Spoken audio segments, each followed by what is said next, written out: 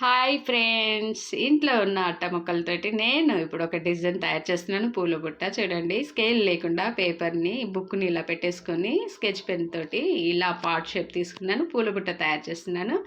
నీట్గా కత్తెర సహాయంతో నీట్గా కట్ చేశాను. రౌండ్గా పూల బుట్ట ఏ షేప్లో ఉంటుందో అదే షేప్ కట్ చేసుకున్నాను అనమాట.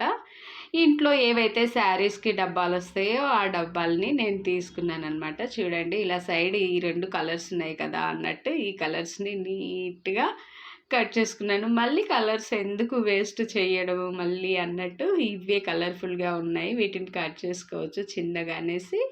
మనకి ఇప్పుడు పార్ట్ షేప్కి ఎంత లెంత్ కావాలనేది చూసుకొని నీట్గా కత్తెర సహాయంతో అన్నీ ఇలా ముక్కలు ముక్కలుగా తయారు చేసుకొని సైడ్ పెట్టుకున్నాను అనమాట పార్ట్ షేప్కి.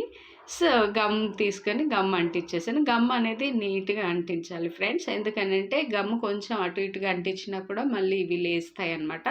సో అందుకని గమ్ థిక్గా పెట్టేసి నేను 2 కలర్స్ తీసుకున్నాను కదా, 2 కలర్స్ ఇలా అంటించేసాను నీట్గా. చూడండి, మొత్తము పార్ట్ షేప్ అనమాట. ఇది కొంచెం అటు ఇటుగా వస్తాయి అన్నమాట, ఎక్స్ట్రా ఉంటాయి కదా, మనము షేప్ వైజ్గా కట్ చేసుకోలేదు. సో అతికించేసినాక మళ్ళీ ఒకసారి పల్టాయించి చూడండి ఇలా కట్ చేసుకోవాలి. ఎక్స్ట్రా ఉన్నదాన్ని కట్ చేసుకోవాలి నీట్గా. అప్పుడు పార్ట్ షేప్ మనకి నీట్గా కనిపిస్తూ ఉంటుంది అనమాట. సో చూడండి, నీట్గా కనిపిస్తుంది కదా పార్ట్ షేప్.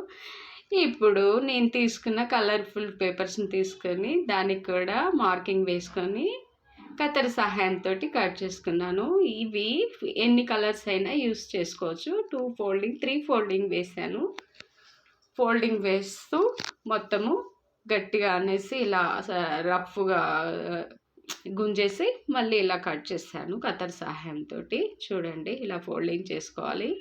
3 ఫోల్డింగ్ చేసుకోవాలి. 3 ఫోల్డింగ్ చేసుకొని ఫ్లవర్ షేప్ని కట్ చేసుకోవాలి అనమాట. నీట్గా కట్ చేసుకుంటే ఇలా ఫ్లవర్ షేప్ వస్తుంది.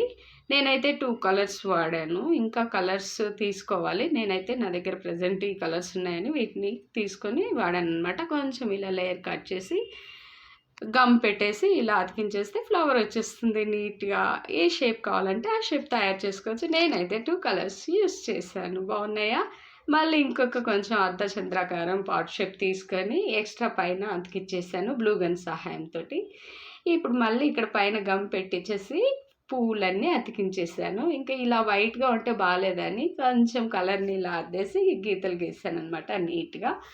మళ్ళీ పైన మనం హ్యాండిల్ పట్టుకోవాలి కదా పూల బుట్టకి అన్నట్టు, మళ్ళీ బ్లూ గన్ సహాయంతో పూల బుట్టకి పట్టుకోవడానికి పైన హ్యాండిల్ని కూడా అతికించేసాను నీట్గా. ఎలా ఉంది? పూల బుట్ట రెడీ అయిపోయింది. మార్కెట్కి వెళ్దామా?